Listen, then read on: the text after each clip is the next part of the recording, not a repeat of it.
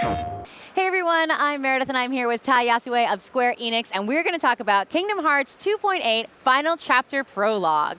Now there is a lot to cover in this, so why don't you just give us a brief overview of what the game's about? Okay, I'm very excited to be here. There are actually three Kingdom Hearts experiences in this compilation. First of all, there is Kingdom Hearts 0.2, Be Birthed by Sleep, a fragmentary passage. That involves Aqua, and it's a continuation of her story after Birth by Sleep.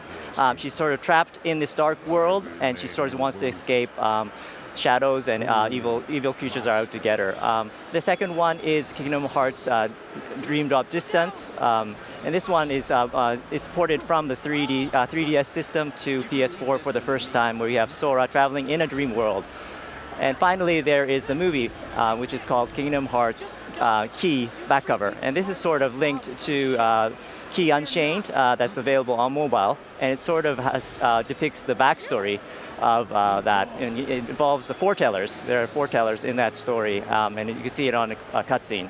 So let's go back a little bit and tell me what it was like taking a game that was originally on a 3DS and bringing it to the PS4. Okay, well, it was actually, we had to plan things out. We had to change the controls, because obviously 3DS has a touchscreen. So we came up with a list, and we retweaked the game design. We changed it so, for example, the reality shift system, a lot of the battle system, we wanted to make it easier to play on a controller, for example. Also, we had a lot of mini games involving the Dream Eaters. These are creatures that you have as pets. And the mini games we wanted to play on the controller as well. So that was recreated, replanned as well. And I guess one of the big other things is we totally recreated the graphics. Obviously, the facial expressions, the fingers, everything, her hair. Wow. And also, it moves on 60 frames per second for the first time, I guess. And so the movements are really smooth, I think. So how that's long have you amazing. been working on that? That seems like a lot to cover. So that is right, but yeah, I guess we've been porting for 1.5 and 2.5 as well. So I guess that experience really translated well to DDD, Kingdom Hearts Dream Drop. What I loved when we were looking at the trailer is you see Aqua, and the flow motion style of her movement looks so beautiful and fluid throughout the levels. How did you guys achieve that? Well, I guess one of the hallmarks of Kingdom Hearts is this fluid movement, and we really wanted Aqua, who is elegant and has a lot of magical powers, to react dynamically with the environment. So she could sort of slide down slopes, hop on rocks, and you don't necessarily have to push the jump button as much. She automatically jumps on cliff sides.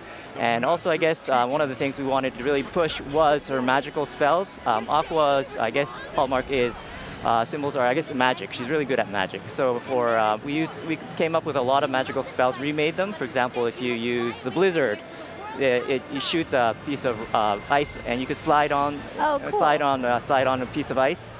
So all the magical spells really react to the environment and really changes the strategy of the game. Now this is actually kind of linking previous stories to future stories. So how do you guys go apart that with making the narrative seem linear? Okay, well, I think there's a deep Kingdom Hearts arc story, I guess, underlying the whole Kingdom Hearts series.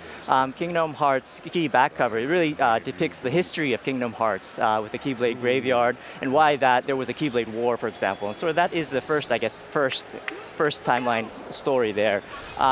For 0.2 and Dream Drop Distance, that just proceeds directly to Kingdom Hearts 3. So that's really like a prologue. In Kingdom Hearts Dream Drop Distance, Sora wants to become a Keyblade Master, so he goes on, he trains in different worlds to become that. And for 0.2, Aqua, who is a very important character in the Kingdom Hearts series, you sort of understand her pain when she's trapped inside this dark world. Now there's a question I'd love to ask because it kind of drew a lot of attention when she said this part of the, I think it's actually coming up in the trailer that we're looking at. She looks up at the night stars and she says, "Oh, I miss you, my friends." And then we hear the voice of Terra talking with her. What's going on with that? There's right there? a lot, yeah. She is really missing her friends, and I think she's very lonely, and I think she sees a lot of things, and she wants to, I guess, return to her friends. And I think by playing that, you sort of understand, you want to sort of help her. And I think it really here, we're looking at it right now. Yeah. I think it gives meaning to the players when they're playing Kingdom Hearts 3, because all these Aqua and all these characters are really connected to Sora. And we really wanted the players to experience her pain and her sadness.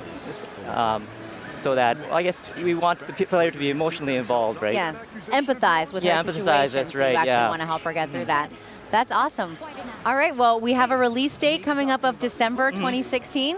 And we'll stick around with the PlayStation vlog and also with Kingdom Hearts and find out more information about that when that's coming to all of us. I hope you look forward to it. I It's will, a great yes. game. Thank you so much for thank you joining us. too. All right. PlayStation